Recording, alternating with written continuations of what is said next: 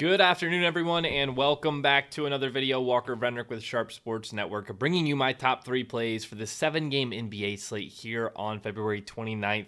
First time and last time, I'm going to be saying that for quite a while, but we do have an awesome slate on our hands today. I'm excited to get into it with you guys.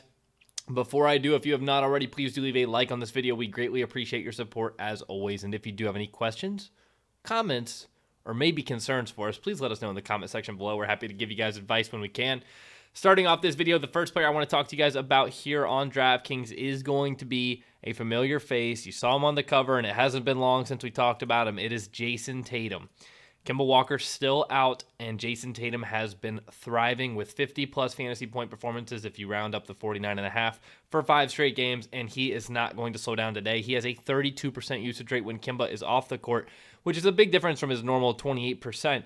But he averages over 1.3 fantasy points per minute, and he gets a great pace-up spot here against the second fastest Rockets team.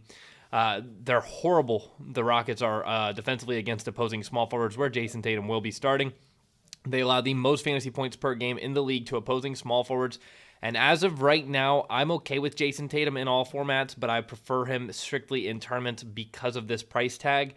I think he's a kind of a last resort cash play. I just don't think that you need to take this sort of a jump on Jason Tatum, who I expect to put up 50 plus today. But when we have so many other studs on the slate, it's a little challenging to call him a cash play. So I would like to tag him as a GPP play today, but he's an amazing one at this price tag. He could easily hit 60 plus fantasy points and become an amazing point per dollar play. With Houston allowing so many fantasy points per game to opposing small forwards, it's a very great matchup for Jason Tatum, obviously, as well as it being a pace-up spot. But one thing that I love about this is how competitive this game is supposed to be. The Celtics at home are 1.5-point favorites right now. Everybody should see normal run, and Jason Tatum should see another high 30s in minutes like he did there against Utah. So look for him to play 36-plus today and absolutely smash this Rockets team. And bringing over to bring that all the things I just said about Jason Tatum over to the second play, we have James Harden. And just a couple things about James Harden. He has a ridiculous 37% usage rate. He averages 1.7 fantasy points per minute on the year. And again, a super competitive game on his hands here. 1.5-point underdogs are the Rockets here on the road, and James Harden should see high 30s in minutes. Look for 36, 37 at least. And again, with this competitive game and a player like James Harden, who's you can expect in a 1.5-point spread to see normal and full fourth quarter run. That is an incredible thing for a player like James Harden, and that actually allows him to hit that 80-point ceiling that he has, that we haven't seen him hit in almost a month now since that breakout game there against Charlotte. But regardless, he's been relatively quiet as of late. A few 60-point performances here and there, but also some busts as well. So I love James Harden today because this game is so competitive, and with it being a slower pace game for him, a lot of people might be off of him. Again, with so many studs on this slate, it's not going to be hard to be contrarian. You just need to find the right combo of studs, and get the correlation we get from playing James Harden and Jason Tatum in the same lineup is absolutely amazing.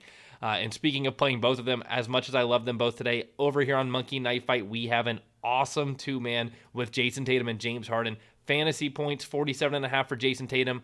I've been very vocal about it already in this video. I think he goes for 50-plus easily, and James Harden 55.5 honestly just seems low to me.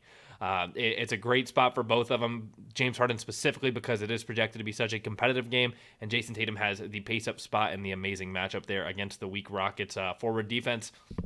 If you guys have not already, when you do, come over to MonkeyKnifeFight.com, get signed up, deposit with code SSN, and show us proof. If you deposit $10 with our code, you will get a 100% match. You will have $20 in your Monkey Knife Fight account, and if you show us proof of that on Twitter, we will send you your $10 back. It is a free $20 to get started with on Monkey Knife Fight. I say in every video, and I can't stress it enough, there's no reason you should not be over here and playing these games over here with a free $20 to get started with.